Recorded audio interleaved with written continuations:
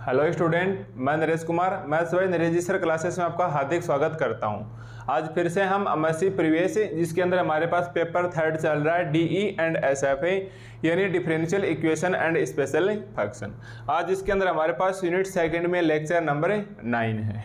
ठीक है, देखो आज के पास हमारे पास इस लेक्चर में जेपीएच की बुक में पेज 420 और उसके अंदर हमारे पास वही एक्सरसाइज चल रही है 13.3। ठीक है, इसके अंदर क्वेश्चंस नंबर 4 है। देखो इसके अंदर हमारे पास क्वेश्चंस नंबर 4 है।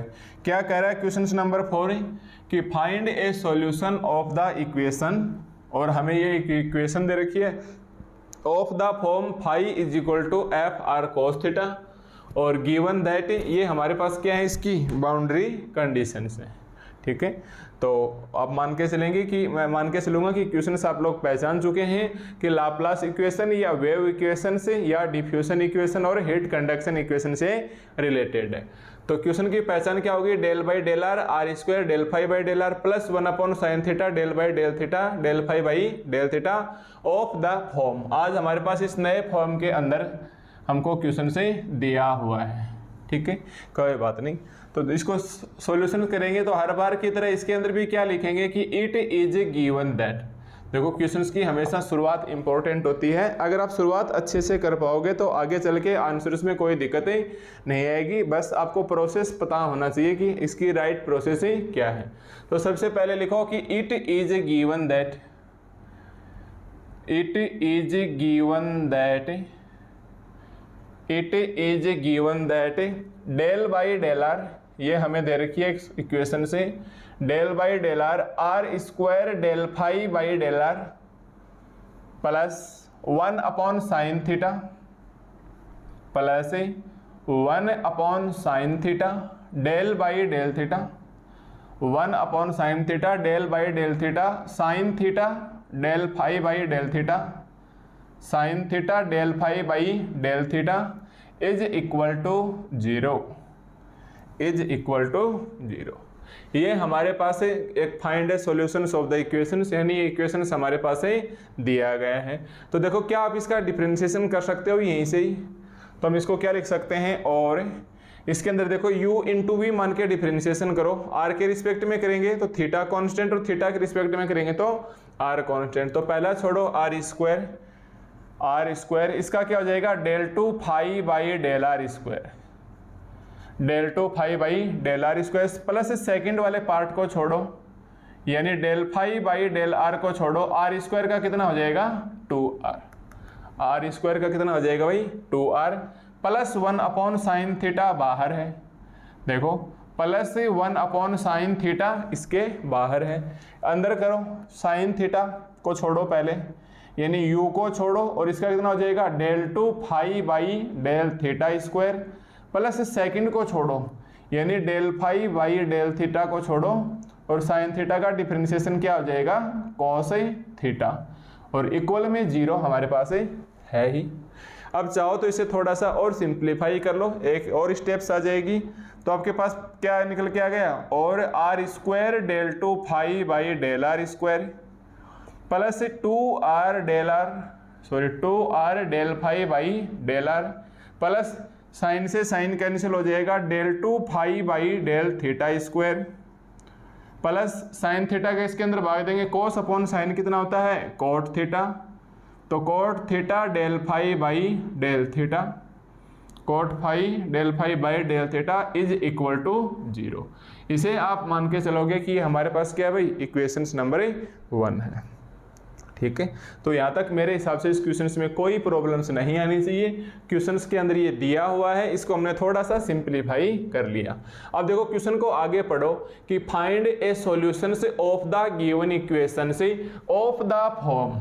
ठीक है, तो हम क्या लिखेंगे कि the given equation 1, the given equation 1, देखो एक ही बात है ना, चाहे ये वाली बात लिखो चाहे ये वाली बात लिखो, the given equations 1 in the form, the given equation 1 in the form, किस फॉर्मेट में है भाई ये, phi is equal to F of r, phi is equal to F of r cos theta, किस रूप में है भाई, phi is equal to F of are into cos theta.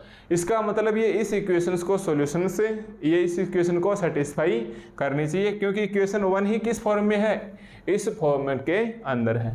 यानी आज हमारे पास इस क्वेश्चन के अंदर क्या है कि फाई की वैल्यू ऑलरेडी दी गई है और क्या दे रखी है, फाई की value F R cos theta. क्या निकालने की जरूरत है हमें, एक तो देखो del phi by del theta चाहिए, एक del two phi by del theta square चाहिए, एक del phi by del R, एक del two phi by del are square चाहिए। तो देखो यहाँ से निकालो आप, so del phi by del theta निकालो, या सबसे पहले आप इसका del phi by del are निकालो। देखो del phi by del r निकालेंगे, इसका मतलब किसके रिस्पेक्ट में पार्शियल डिफरेंशिएशन कर रहे हैं, आर के रिस्पेक्ट में, और आर के रिस्पेक्ट में पार्शियल डिफरेंशिएशन करेंगे तो कॉस थीटा क्या आ जाएगा, कांस्टेंट। तो बताइए इसका del phi by del are कितना बचेगा हमारे पास ही, एफ डैश आर, और ये कॉस थीटा रहेगा कांस्टेंट। फिर निकालो इसका del two phi by del are square, फिर हम क्या निकालेंगे इसका, इसके लिए देखो ये तो निकल के आ गया del two phi by del are square. तो इसका मतलब है फिर से इसका आर के रिस्पेक्ट में डिफरेंशिएशन करना है, तो फिर से कॉस थीटा तो कांस्टेंट है, इस एफ डैश आर का क्या हो जाएगा, एफ डबल डैश आर, और इनटू में हमारे पास क्या आ जाएगा, कॉस थीटा। अब आप यहाँ इसका कॉस स्क्वायर मत लगा देना कि देखो एक कॉस पहले से था एक कॉस है, क्योंकि कॉस थीटा क्या है, कांस्टेंट, तो इसको तो मैंने रख दिया ऐसा का ऐसा, और एफ डैश आर का कितना हो गया, एफ डबल डैश आर। तो हमने del phi by del are, del two phi by del are square. अब आप निकालो del phi by del theta. अब हमें क्या निकालना है, del phi by del theta, यानी इसका किसके रिस्पेक्ट में करेंगे, थीटा के रिस्पेक्ट में। तो बताइए थीटा के रिस्पेक्ट में करेंगे तो आर क्या हो जाएगा, कांस्टेंट। देखो थीटा के रिस्पेक्ट में करेंगे तो आर क्या हो जाएगा, कांस्टेंट। कॉस थीटा का कितना होगा, minus sine theta. Cos theta का कितना होगा भाई, माइनस साइन थीटा। फिर आप इसका निकालोगे del two phi by del theta square, यानी दोबारा से थीटा के रिस्पेक्ट में करेंगे तो माइनस एफ आर, तो हमारे पास कांस्टेंट है, साइन थीटा का कितना रह जाएगा, कॉस थीटा। और इस पूरे इक्वेशंस को आप क्या मान लो, इक्वेशंस नंबर 2 मान चुके हैं, तो इक्वेशंस नंबर 3। यानी आज हमारे पास इस क्वेश्चन के अंदर phi is equal to F of are cos theta दिया हुआ था, तो ये इसको सेटिस्फाई करेगा। तो हमने इसका del phi by del are, del two phi by del are square से del phi by del theta और del two phi by del theta square निकाला। अब लैंग्वेज में क्या लिखोगे, now putting the value of, अब लैंग्वेज में क्या लिखेंगे भाई, now putting the value of, now putting the value of del phi by del are, del two phi by del are square, del phi by del theta, del two phi by del theta square. बताओ ये value कहाँ है, equation 3 के अंदर। तो now putting the value of from equation 3 into equation 1 we get, now putting the value of from equation 3 into equation 1 we get. ठीक है, अब हम इस इक्वेशन 1 के अंदर रखेंगे, तो देखो ये यहाँ इसके अंदर रखना है, तो हमारे पास इसका सॉल्यूशन क्या होगा, तो ये आप इसे अच्छे से फाइंड कर सकते हैं। तो चलो रखो मेरे साथ साथ, पहले रखो R square del two phi by del are square की वैल्यू, फिर 2r del phi by del R, फिर हमारे पास del two phi by del are square की वैल्यू। तो चलिए इक्वेशन 1 के अंदर रखेंगे, तो ये कितना आ जाएगा भाई, R square del two phi by del are square. देखो del two phi by del are square कितना है, F double dash R cos theta, F double dash R cos theta. देखो plus 2r del phi by del R, और del phi by del R क्या कहता है, F dash R cos theta, ये क्या कहता है, F dash R cos theta, plus del two phi by del theta square, plus del two phi by del theta square. देखो ये रहा del two phi by del theta square कितना आ जाएगा, minus F R cos theta. तो यहाँ direct कर देता हूँ मैं, माइनस का F R cos theta, F R cos theta plus cot theta, देखो प्लस कॉट थीटा, और del phi by del theta, और del phi by del theta. इसका मतलब माइनस का एफ आर, इसका मतलब माइनस का एफ आर और साइन थीटा, और बराबर में क्या, देखो इसके इस इक्वेशन के बराबर में क्या है, 0 है। ठीक है भाई, इस इक्वेशंस के बराबर में हमारे पास क्या निकल के आ गया, 0 निकल के आ गया। यानी हमने ये वैल्यू उठाई del phi by del are, del two phi by del are square की वैल्यू, और उठा के हमने कहाँ शिफ्ट कर दिया, इसको इक्वेशन से 1 के अंदर। तो अब हमारे पास ऊपर बची हुई इक्वेशंस क्या आ जाएगी, देखो अब हमारे पास ऊपर बची हुई इक्वेशन से क्या बचेगी, तो इसको थोड़ा सा और सिंपलीफाई करो, तो ये क्या बचेगा भाई, cos theta cos theta cos theta. ये देखो कोट को क्या लिखोगे, कोस अपॉन साइन, तो साइन से साइन कैंसिल, यानी कोस थीटा सभी के अंदर कॉमन आ रहा है। तो नेक्स्ट स्टेप में क्या लिखेंगे, और कोस थीटा को कॉमन लेंगे तो ये आ जाएगा r square f double dash r plus 2r f dash r minus f of r minus f of are. और यहाँ देखो गलती मत कर देना, प्लस माइनस में बहुत ही ध्यान से, कोस अपॉन साइन, कोस साइन से कोस, साइन कोस से कोस कैंसिल्स, तो ये भी माइनस का एफ ऑफ आर बचेगा इज इक्वल टू 0। अब आपको पता है cos theta not is equal to 0, इसका मतलब है या ऐसे समझो कि कोस थीटा किस में चला गया, 0 के अंदर, तो ये कितना बचेगा, r square f double dash r plus 2r f dash r, और ये दोनों जुड़ के कितने हो जाएंगे, माइनस का 2f of r is equal to 0। अगर लिखते वक्त यहाँ प्लस माइनस में गलती कर दोगे तो ये दोनों कट जाएंगे और इंटीग्रेशन का रूप ही चेंज हो जाएगा, जो आगे चल के आपको काफ़ी तकलीफें देगा। ठीक है, तो आपको इसको यहाँ ध्यान से रखना है, ये दोनों जुड़ के क्या होंगे, माइनस का 2r। अब देखो ये क्या है वास्तव में, एफ डबल डैश आर है ना, इसका मतलब हम इसको क्या लिख सकते हैं भाई, डे टू एफ बटा डेल आर स्क्वायर। क्या हम इसको ऐसे लिख सकते हैं, डी टू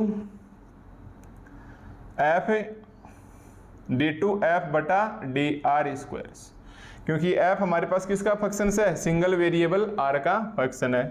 इसको हम क्या लिखेंगे, 2r D F by D R, और माइनस का इसको क्या लिखेंगे, 2f is equal to 0 where, आप ये बताओगे कि एक्चुअली f को शॉर्ट किस में लिखा है, f ऑफ r। नहीं, यहाँ लिखना तो चाहिए था f of r f of r f of r, पर हमने इसको क्या लिख लिया, f ही लिख लिया। ठीक है, अब इक्वेशन 4 है, यहाँ से आगे फिर से हमारे पास BSc सेकेंड ईयर।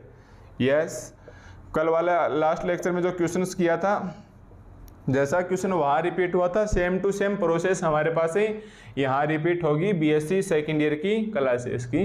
अब BSc सेकेंड ईयर के मैटर को आप ऐसे सोचिए एक बार कि X square D two Y बटा D X square plus 2x D Y बटा डी एक्स माइनस का 2y इज इक्वल टू 0। अगर ये इक्वेशन में ऐसे लिख देता तब तो आप बोल देते कि देखो भाई ये समघात अवकल रेखिक अवकल समीकरण है। देखो डी टू वाई बटा डी एक्स स्क्वायर साथ में एक्स स्क्वायर आ गया, डी वाई बटा डी एक्स साथ में एक्स आ गया, इनटू में वाई आ गया। फिर आप बोलते कि देखो भाई इसको किस में चेंज करेंगे कि माना x is equal to E की पावर z और z इज इक्वल टू क्या रखेंगे, log x। ठीक है, जैसे लास्ट ईयर क्वेश्चन नंबर अपने 3 किया था, ठीक उसी प्रकार है यहाँ चल के समघात यानी होमोजीनियस, तो मैं क्या लिखूंगा कि इट इज होमोजीनियस। इस इक्वेशन 4 के नीचे लिखना आपको, it is homogeneous second order linear, it is homogeneous second order linear differential equations, second order linear differential से इक्वेशन से है। ठीक है, तो आप z बराबर log x मानोगे, फिर इसकी जगह रखोगे d माइनस 1, इसकी जगह रखोगे d, और इसको ऐसा कैसा into y is equal to 0, जहाँ d क्या आया करता था, d बाई डी एक्स। और ये BSc सेकेंड ईयर में चैप्टर 4 की कहानी है JPH की बुक की। तो मैंने लास्ट लेक्चर में बताया था कि कहीं से बुक अरेंज हो तो एक बार हल्के हल्के उसकी एक्सरसाइज को निकाल लेना या 1-2 एग्जाम्पल देख लेना, ताकि आपके कॉन्सेप्ट वास्तव में क्लियर हो। ठीक है, तो अब यहाँ देखो ये क्वेश्चन ऐसे होता तो आप पहचान जाते। अब ध्यान दो, x की जगह हमारे पास कौन आ रहा है, r। देखो ध्यान दो, x की जगह कौन आ रहा है, r, तो देखो नीचे r, x। y की जगह कौन आ रहा है, f, तो हम x की बजाय e की पावर z मानेंगे, इसकी बजाय हम क्या करेंगे, यहाँ r is equal to e की पावर z मानेंगे, तो z इज इक्वल टू कितना आ जाएगा, log r। और यहाँ y की जगह कितना आ जाएगा, हमारे पास f चल रहा है, तो यहाँ कितना आ जाएगा, d बाई डी आर। ठीक है, यहाँ क्या आ जाएगा D D by D R. या फिर आप जेड की बजाय आप ऐसे बोल सकते हो, नहीं हमने नया सिंबल यू मान लिया, जैसा कि मैंने नोट्स में लिख रखा है, तो आप यू भी स्मॉल वी कुछ भी नया सिंबल ले सकते हो। ठीक है, आप यहाँ यू वी या जेड चाहो तो जेड का जेड भी रहने दे सकते हो। तो कहने का मतलब ये हमारे पास क्या गया, it is homogeneous second order linear differential equation. या second order linear differential equation की क्या है, ये होमोजीनियस मेथड है। तो हम क्या लिखेंगे कि let R is equal to E की पावर जेड या ई की पावर यू, और u इज इक्वल टू कितना आ जाएगा log r, और u इज इक्वल टू क्या आ जाएगा log r। Then equations for reduce to, और डायरेक्ट लिख देना, then equations for reduced to, तो इसको इस जगह तो आप लिखोगे डी माइनस 1 प्लस 2 को छोड़ो आर डी एफ बटा डी आर की जगह आप क्या लिखोगे डी, और माइनस इस 2 को छोड़ो और इनटू में ऊपर देखो y की जगह कौन चल रहा है एफ है, तो यहाँ हम क्या लिखेंगे एफ है, और is equal to 0 where d is equal to D by D r. नीचे इंडिपेंडेंट वेरिएबल आता है इधर, तो हमेशा d इज इक्वल टू कितना आ जाएगा d is equal to D by D R.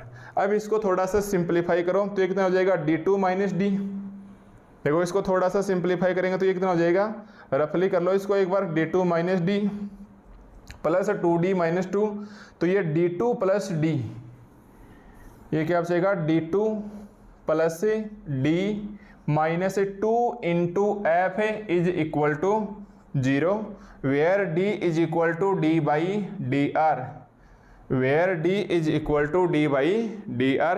अब हम इसका सॉल्यूशंस निकालेंगे तो इसका सॉल्यूशंस कितना आ जाएगा, f is equal to C F plus P आई।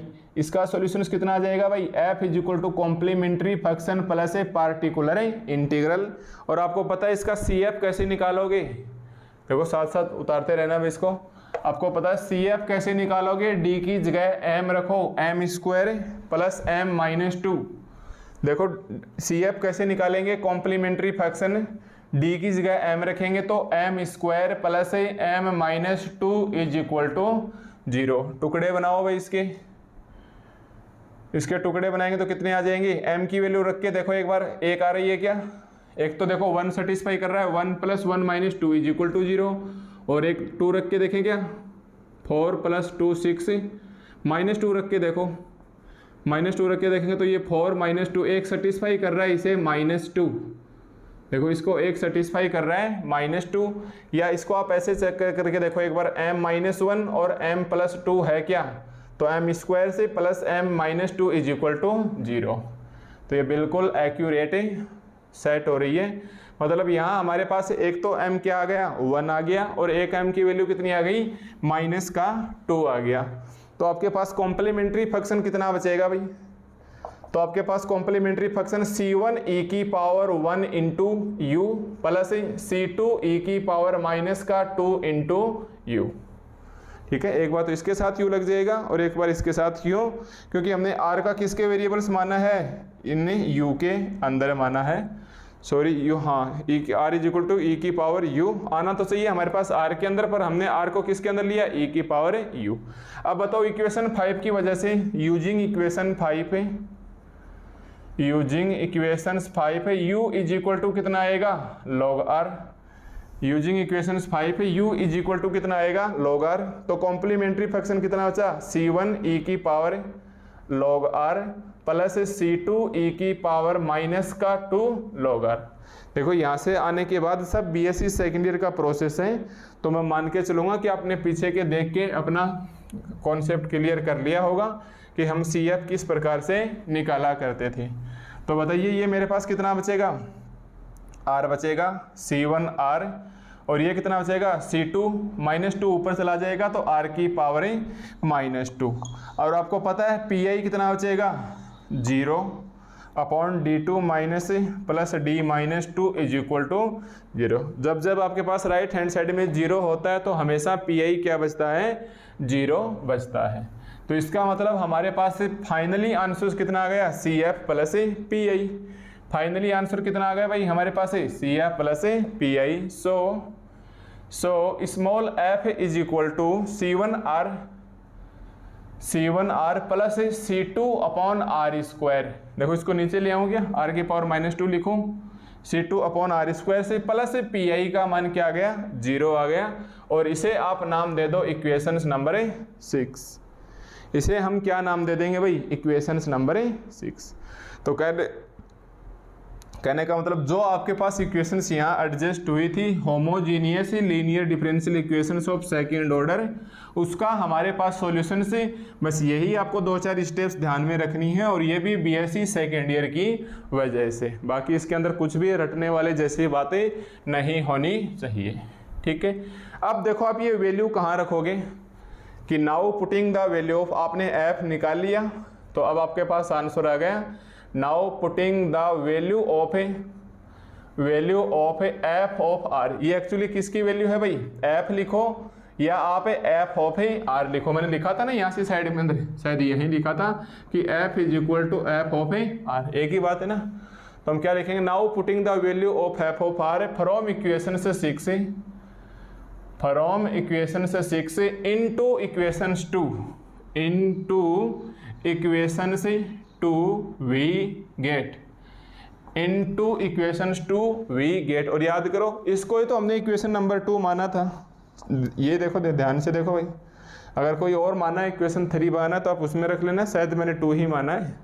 इतना ही ध्यान में है कि phi is equal to F of are cos theta. तो रखो phi is equal to F of are, और एफ ऑफ आर की वैल्यू हम कितनी निकाल चुके हैं C1R plus C2 upon R square और इनटू में कॉस थीटा। देखो 0 लिखने की जरूरत नहीं है ना, तो ये हमने इक्वेशन 2 में रखा तो ये वैल्यू कितनी आ गई F of are into cos theta. और ये मेरे पास है फाइनली आंसर आ गया। यस, ये मेरे पास equation 7 is its required solutions. ठीक है, तो आपको इस प्रकार करके हर क्वेश्चंस को यहाँ तक सोल्व करके लेके आना है। अब देखो इसके क्वेश्चन के अंदर आगे देखो, given that A boundary condition. Yes, अब की बार इस क्वेश्चन में हमारे पास क्या दे दी भाई, बाउंड्री कंडीशन दे दी। और बाउंड्री कंडीशन का सीधा सीधा मतलब है कि ये आपने जो 2 कांस्टेंट निकाले हैं वैसे भी पता चल जाएगा कितने ऑर्डर की है, हाईएस्ट 2 ऑर्डर की है। तो 2 ऑर्डर के तो कितने कांस्टेंट आएंगे, 2 कांस्टेंट। तो ये C1 और C2 की वैल्यू निकालनी है। देखो बाउंड्री कंडीशन का मतलब क्या है, कॉमन सी बात है कि दोनों कांस्टेंट की हमें वैल्यू निकालनी है। तो हम क्या लिखेंगे, नाउ गिवन बाउंड्री कंडीशन से, नाउ गिवन बाउंड्री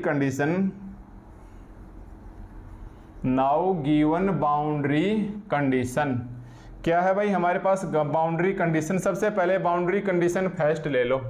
फर्स्ट क्या कहती है कि minus del F by del R. एक बार रुको भाई, पहली बाउंड्री कंडीशन क्या कहती है, minus del phi by del R is equal to V cos theta. और दूसरी कंडीशन क्या कहती है, minus del phi by del R is equal to 0।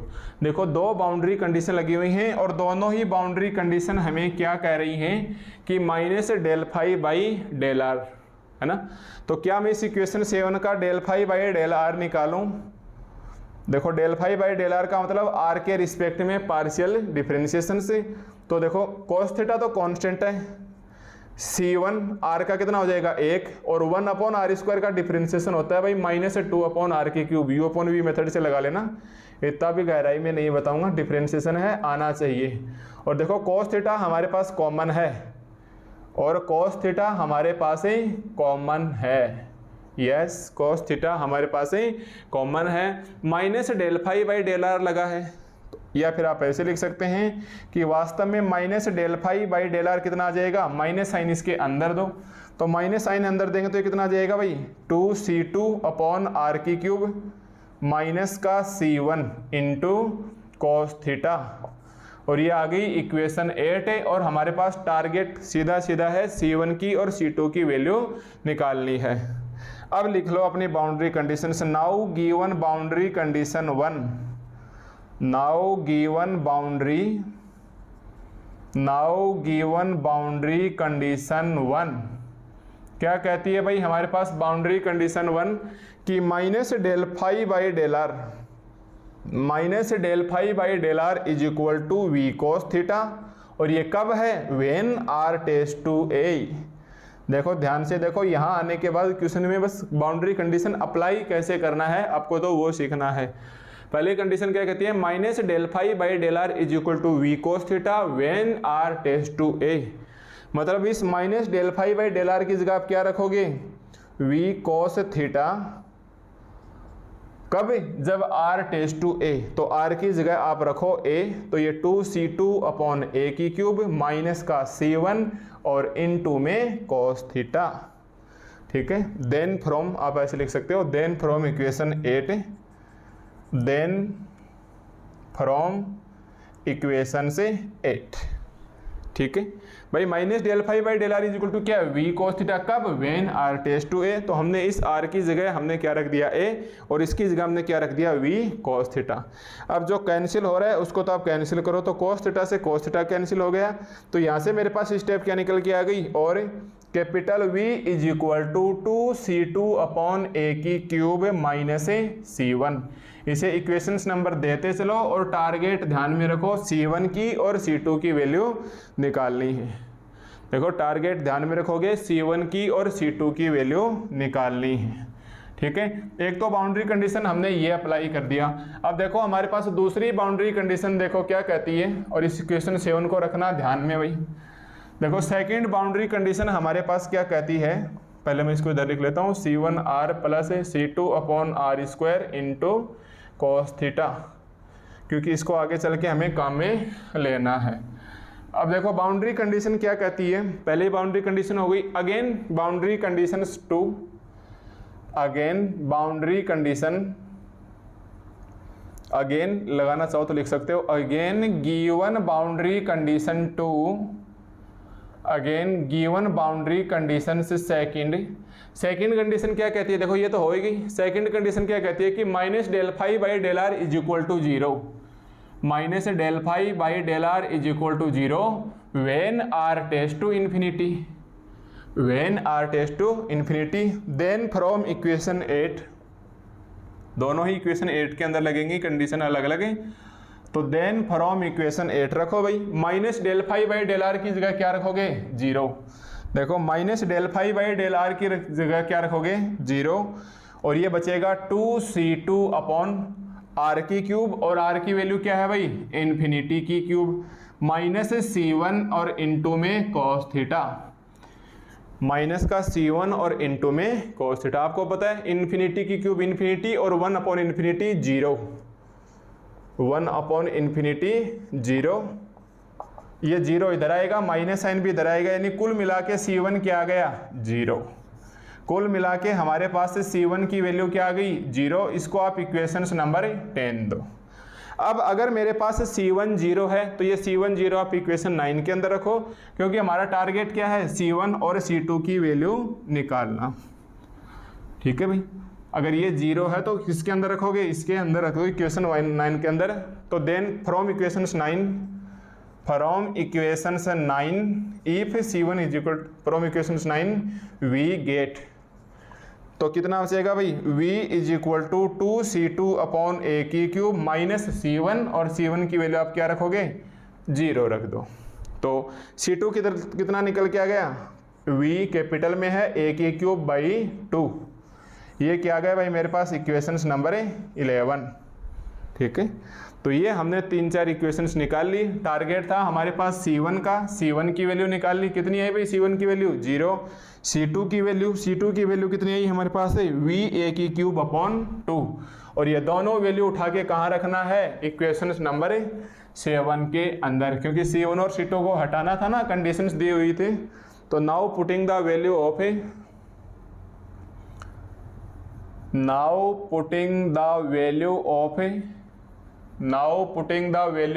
c1 is equal to 0 and c2 is equal to va की cube upon 2 in equations 7 we get, in equations 7 we get, रखो भाई equation 7 के अंदर c1 अगर 0 है तो हमारे पास कितना बचेगा, phi is equal to c1 into r plus c2 कितना है, va की क्यूब अपॉन 2, और इंटू में 1 अपॉन r स्क्वायर है।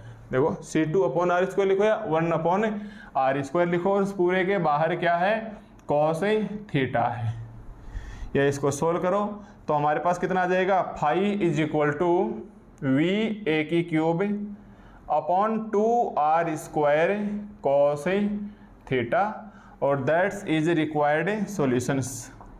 या हम लिखेंगे कि it is required solutions of a given equations, solutions of a given equations. और यही हमको क्या लेके आना था भाई, आंसर्स लेके आना था। यानी हमारे पास है बाउंड्री कंडीशन का सीधा सीधा मतलब क्या रह गया कि हमें क्या निकालना है, उसके कांस्टेंट वैल्यू C1 का मान और उसके कांस्टेंट वैल्यू C2 का मान निकालना रह गया था। ठीक है, तो ये हमारे पास क्वेश्चन नंबर 4 है जो एग्जाम की दृष्टि से इम्पोर्टेंट है। आप लिख सकते हो भाई ये एग्जाम की दृष्टि से इम्पोर्टेंट है। ठीक है भाई, तो इस प्रकार हमें इसके सॉल्यूशन से करने हैं। तो मेरे हिसाब से आपको इस क्वेश्चन में कोई प्रॉब्लम नहीं आनी चाहिए। बस आपको वो जो इंटीग्रेशन किया था ना CF plus PI second order का होमोजीनियस, तो ये मेरे हिसाब से अगर आप BSc सेकेंड ईयर की बुक में चैप्टर 4 में अगर JPS की हिंदी मीडियम की बुक रखते हो तो उसके अंदर आपको समघात फलनों वाले रेखीय अवकल समीकरण दिख जाएंगे। आप उसके अंदर 1-2 एग्जाम्पल स्टार्टिंग के देख लेना, उससे क्या है कि आपको आइडिया लग जाएगा। या फिर अपने पास 2-3 क्वेश्चंस के अंदर वो ट्रिक या कॉन्सेप्ट लगेगा, उसको आप थोड़ा सा ध्यान में रख लेना। ठीक है, तो ये हमारे पास हो गया question number 4।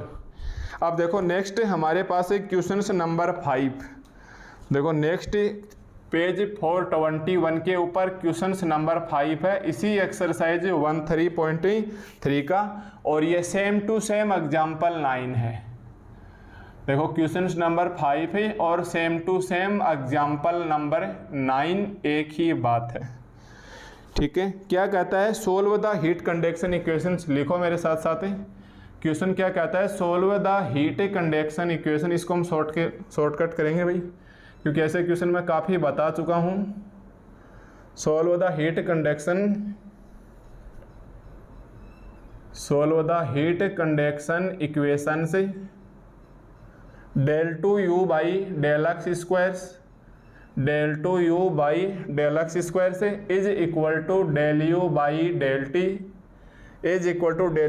t given that u is equal to 0, given that u is equal to 0 when t tends to infinity,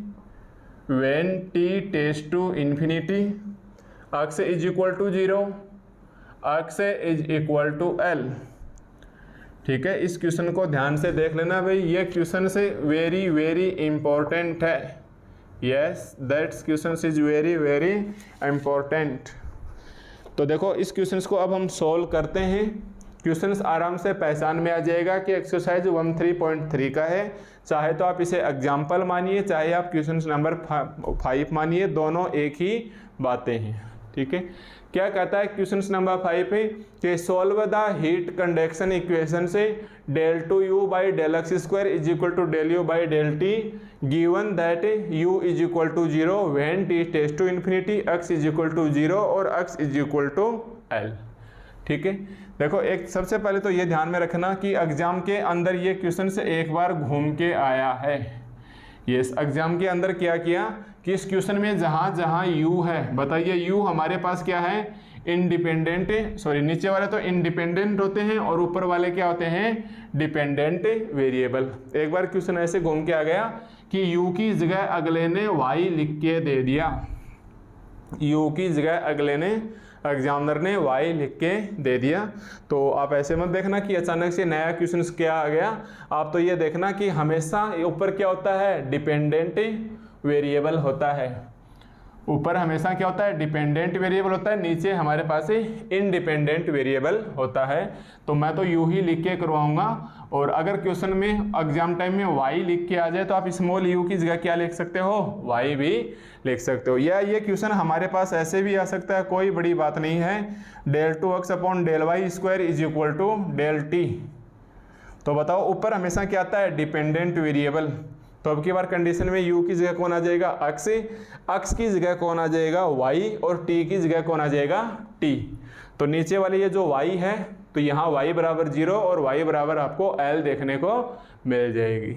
ठीक है, तो सबसे पहले क्वेश्चंस का ध्यान रखना, और इस क्वेश्चन का ही नहीं हर क्वेश्चन का ध्यान रखना कि उसके अंदर छोटे छोटे डिपेंडेंट वेरिएबल और इंडिपेंडेंट वेरिएबल। तो आपको बताइए हमेशा नीचे वाले क्या होते हैं, इंडिपेंडेंट वेरिएबल और डिपेंडेंट वेरिएबल, इनको चेंज करके दे सकता है। तो जैसा जैसा क्वेश्चन में लिखा होगा आप ठीक उसी प्रकार इसको लिखने वाले हो, और लगा लो वेरी इंपॉर्टेंट, और यह भी लिखो कि ये same to same example number 9 है। ठीक है, अब देखो इस क्वेश्चन को हम शुरुआत करेंगे तो ठीक उसी प्रकार शुरुआत करेंगे जिस प्रकार हमने question number 1, example number 2, question number 3, इन 3 क्वेश्चन के अंदर जो हमने लैंग्वेज लिखी है हम सेम टू सेम वही लैंग्वेज लिखते हुए आएंगे। यस, हम सेम टू सेम वही लैंग्वेज लिखते हुए आएंगे। और आपको पता है नीचे क्या चल रहा है, अक्स स्क्वायर, इसका मतलब मैं इसको ऐसे लिख सकता हूँ डी एक्स स्क्वायर और d2 कैपिटल एक्स। नीचे क्या चल रहा है, टी, एक ही बार चल रहा है ना, dt, तो ऊपर क्या लिखूंगा मैं, dt, और इसको आप क्या लिखोगे भाई 1/x, और इसको आप क्या लिखोगे 1/t। और ऐसा करते हुए हम इक्वेशन से 5 तक आ जाया करते थे, ऐसा करते हुए हम इक्वेशंस नंबर 5 तक आ जाया करते थे। अगर आपने इससे पहले लेक्चर, अभी लेक्चर 9 चल रहा है, आपने लेक्चर 8 देखा होगा और लेक्चर 7 देखा होगा, दोनों के अंदर मैंने लैंग्वेज बताई थी और ये बताया था कि आप चलते चलते यहाँ तक अपने सॉल्यूशंस के अंदर आ सकते हैं। तो आप यहाँ से लेके लैंग्वेज लिखते लिखते इस क्वेश्चन से मेरे बिना बताए ही आप आराम से आ सकते हो। ठीक है, तो मैं यहाँ बिल्कुल शॉर्ट में लिख लेता हूँ, आप यहाँ तक पहुँच जाओगे। अगर नहीं पता है पहुँच ही जाओगे, पीडीएफ में मत देखना भाई। अगर वास्तव में नहीं पता कि ऐसे क्यों आया है तो ही पीडीएफ के अंदर देखना इस इक्वेशंस तक। ठीक है, तो मैं इस इक्वेशंस को डायरेक्ट लिख लेता हूँ सॉल्यूशन के अंदर कि हम यहाँ तक चल के आ गए कि 1/x d2x upon dx square is equal to 1/t is equal to में 1/t dt बटा dt और इक्वेशंस 5 पे। और आपने इक्वेशंस 5 के नीचे वो लैंग्वेज भी लिख ली भाई, इक्वेशंस नंबर 5 के नीचे वो लैंग्वेज भी लिख ली। और लैंग्वेज में आपको लिख के बोल के बता सकता हूँ कि now equations 5 can be reduce to second order linear ordinary differential equation से। So left hand side of equations is functions of small x and right hand side of equations 5 is functions of small t. So फिर ये equations लिख के इसके बराबर में आप क्या लगाओगे, माइनस का n स्क्वायर, वेयर माइनस का n square, where n square हमारे पास क्या है, सेपरेशन कांस्टेंट, वेयर ये हमारे पास क्या N square separation constant and negative sign is depend on, and negative sign is depend on boundary conditions. BCS लिख दूं या फिर मैं चलो ऐसे लिख देता हूं, बाउंड्री कंडीशंस, बाउंड्री कंडीशंस। ठीक है, अगर आप बुक में देखोगे तो इसे BCS लिख के देगा, बाउंड्री कंडीशंस। तो मेरे हिसाब से आपके यहाँ तक कोई दिक्कत नहीं आनी चाहिए। ठीक है भाई, अगर लैंग्वेज समझ में नहीं आ रही तो मैं फिर बता सकता हूँ कि आप इसको PDF के अंदर देख सकते हो। तो उतारिए इसे यहाँ तक, इसको करने से पहले आप क्लास को पॉज करेंगे इधर और पहले बाकायदा इसकी लैंग्वेज लिखेंगे, उसके बाद ही आप इसे वीडियो को आगे प्ले करोगे। ठीक है, यहाँ तक मेरे हिसाब से कोई दिक्कत नहीं आनी चाहिए। अब देखो इसको हम मान लेते हैं इक्वेशंस नंबर 6, इसको हम क्या मान लेते हैं भाई, ये हमारे पास इक्वेशंस नंबर 6 है।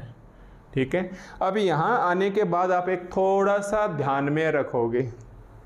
यस, यहाँ आने के बाद आप एक छोटी सी बात ध्यान में रखोगे कि जब जब क्वेश्चंस में आपको ऐसे दे x is equal to 0 to x is equal to L conditions, हाँ, ध्यान दोगे कंडीशन के ऊपर कि जब जब आपके पास कंडीशंस दे दे कि small x is equal to 0 to small x is equal to L, उस वक्त हमारे पास स्टर्म लिओविल्ली का इक्वेशंस लगेगा।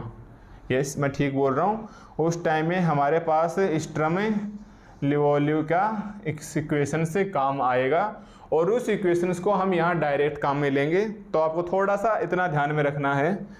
चलो मैं एक बार लिख देता हूँ, इक्वेशन 6 तक है, मैं बाकायदा बुक से देख के लिख देता हूँ डायरेक्ट कि इतना करने के बाद आपको क्या करना है।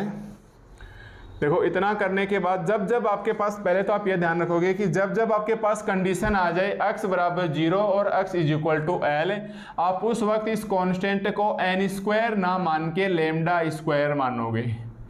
एक तो ये बात ध्यान में रखोगे कि जब जब कंडीशन, अभी मैं क्लियर कर दूंगा ऐसा क्यों, कि जब जब आप x इज इक्वल टू 0 से x is equal to L condition आ जाए, उस वक्त आप कांस्टेंट को n की बजाय आप लैम्डा मान लो और इसे हम यहाँ क्या लिखेंगे, λ² is separation constant and negative sign is depend on boundary conditions.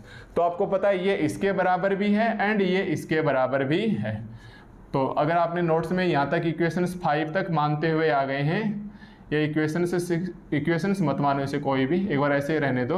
Equations 5 के बाद आते हैं हर बार ये कहानी, तो ये इसके बराबर भी है एंड ये इसके बराबर भी है। तो आप यहाँ क्या लिखोगे, 1/x d2x बटा dx² से इज इक्वल टू माइनस का λ² एंड ये इसके बराबर भी है 1/t dt is equal to minus का λ²। ठीक है, इसे आप इक्वेशन 6 मानो और इसे आप इक्वेशन नंबर 7 मानो। भाई इसे आप इक्वेशन नंबर 6 मानो और इसे आप इक्वेशन नंबर 7 मानो। और पहचान क्या हो गई, जब जब आपके पास ये कंडीशन हो x इज इक्वल टू 0 और x is equal to L, छोटी सी स्टेप को ध्यान में रख लेना, उस वक्त आप स्मॉल n ना मान के आप इसे λ² से मान लेना, -n² के बजाय आप इसे λ² ही मान लेना। अब हम क्या लिखेंगे, नाउ फ्रॉम इक्वेशन 6, अब हम यहाँ लिखेंगे भाई नाउ फ्रॉम इक्वेशन से 6, क्या मैं इसको ऐसे लिख सकता हूँ कि d2x बटा dx² से plus λ² into x is equal to 0। देखो, क्या मैं इसको ऐसे लिख सकता हूँ कि d2x बटा dx² से प्लस λ² से x इज इक्वल टू 0। ठीक है, अगर आप n² मानोगे, देखो एक बार यहाँ दो छोटी छोटी बातें देखो, क्योंकि मैं नहीं चाहूँगा कि आपको बहुत ज़्यादा स्टेप्स याद रखनी पड़े। अगर आपने मान लो भूल से हर बार क्वेश्चंस की तरह आपको एक हैबिट सी हो गई माइनस का n² मानने की, तब आपके पास ये कितना आ जाएगा, d2x बटा dx² से plus n² x is equal to 0। और आप उस वक्त ऐसे लिखोगे d2 plus n² into x is equal to 0। अब आपको पता है इसमें x का सोल्यूशन क्या आएगा आपके पास है, आप ऐसे करोगे m² प्लस n² बराबर 0, m बराबर प्लस माइनस आयोटा n। तब आप ऐसे फंस जाओगे कि मैं कौन सी वैल्यू काम में लूँ, मतलब मैं e की power alpha x c1 cos x plus c2 sin nx काम में, c1 cos beta x plus c2 sin beta x काम में लूँ, या फिर मैं e की x c1 cos beta x plus c2 काम में लूँ, या यहाँ साइन लगाऊँ, या मैं exp plus minus alpha beta काम में लूँ। तो इससे पहले वाले क्वेश्चन में तो हमें जो प्रूफ करना होता था उसके अंदर ध्यान से देख लेते थे कि हम कौन सी वैल्यू डिसाइड करें, बट इसके अंदर हमारे पास क्या है कि आंसर्स लेके आना है। और आपने देखा कि कंडीशंस आपके पास क्या है क्वेश्चंस के अंदर, x is equal to 0 to x is equal to L। ये हमारे पास क्या है क्वेश्चंस की कंडीशन है, x इज इक्वल टू 0 से x is equal to L। ठीक है, ये कॉमा लगाओ भाई इन दोनों के बीच में। तो जब जब आपके पास, तो आपको तुरंत ध्यान में आ जाएगी भाई कंडीशंस क्या है, boundary condition x is equal to 0 से x is equal to L है, उसको इस टाइम में इस प्रकार से सोल्व मत करना, इसको ऐसे सोल्व ना करके मैं एक डायरेक्ट लाइन लिखता हूँ, आपको वो काम में लेनी है। और वो लाइन मैं पहले लिख ही देता हूँ, तो आप साथ साथ मेरे लिख सकते हो उस लाइन को, कि सेम बुक में देख के लिख देते हैं कि हमारे पास d2x बटा dx² से plus λ² x is equal to 0 with the boundary conditions. पहले ऐसे लिख देना इसको, विद द बाउंड्री कंडीशन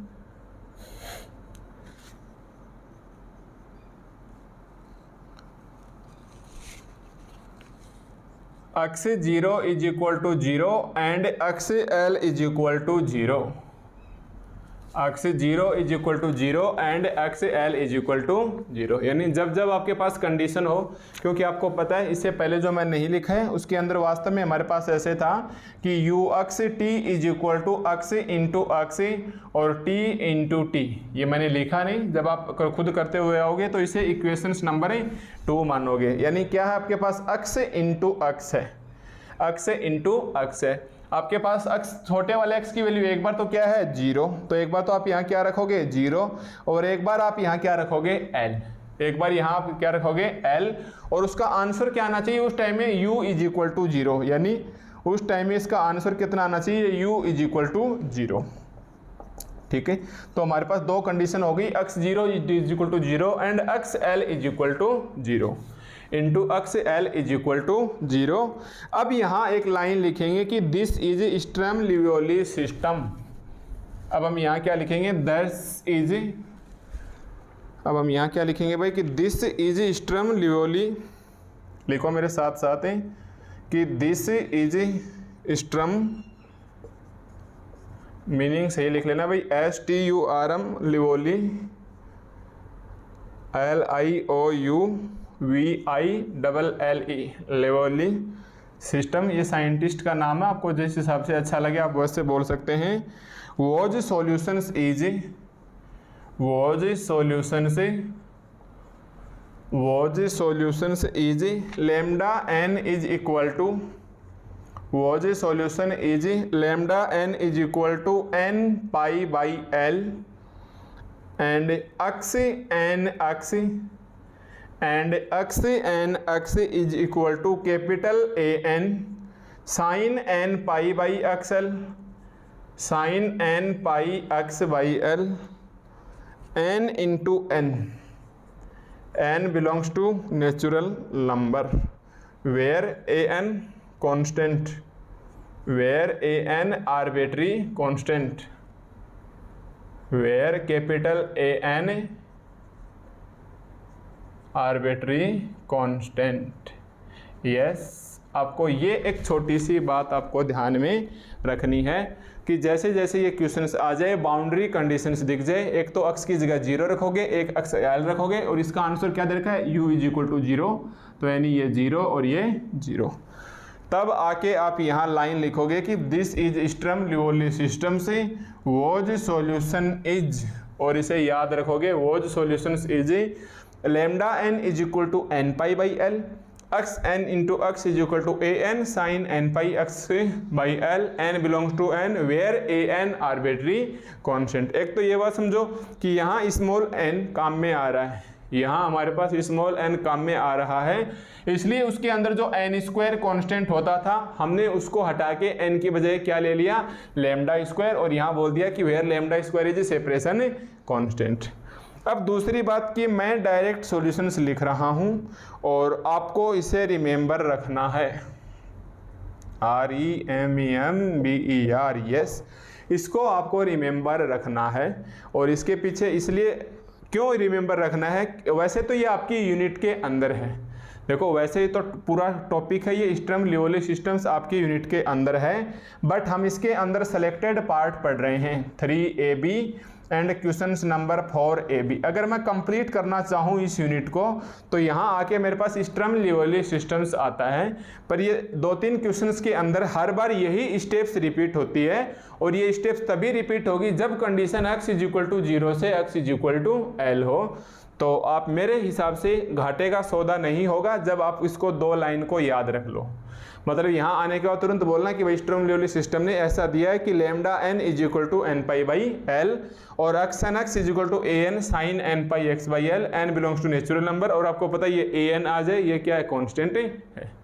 तो मैं यहाँ समझाऊंगा नहीं, क्योंकि अगर मैं इसको समझाऊंगा वास्तव में तो आगे के ये कॉन्सेप्ट, ये टॉपिक क्लियर होंगे और कम से कम 5-4 लेक्चर मेरे को और बनाने होंगे, और आपका काम चल जाएगा यहाँ तक ही, आपका ऊपर तक पूरे 20 मार्क्स का काम चल जाएगा।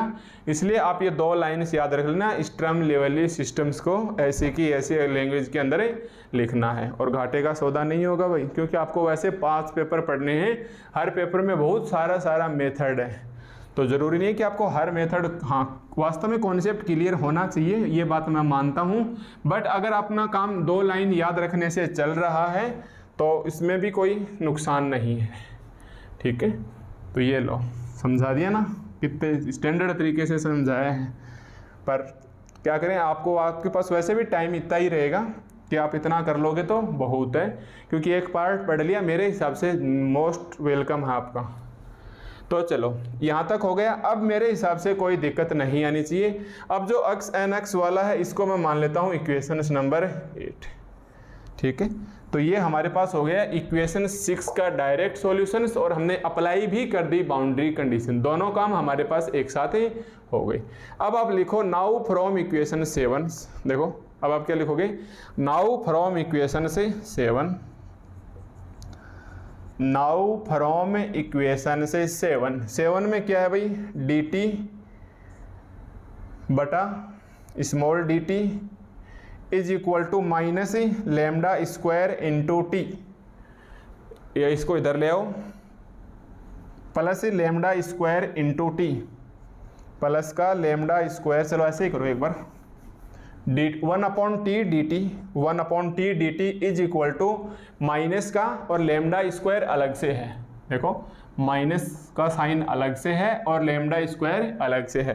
अभी आपने लैम्डा n की वैल्यू निकाली है, लैम्डा के लिए निकालो या लैम्डा n के लिए निकालो, कितनी आ जाएगी, तो ये लैम्डा स्क्वायर करेंगे ना इसका, तो ये कितना आ जाएगा, n स्क्वायर पाई स्क्वायर और नीचे स्मॉल l स्क्वायर, या फिर इसको क्या लिख सकते हैं, और आप इसको ऐसे लिख सकते हो, dt बटा t is equal to minus n square pi square l square into small dt, into में स्मॉल dt, क्या आप इसको ऐसे लिख सकते हो, इंटू में स्मॉल dt।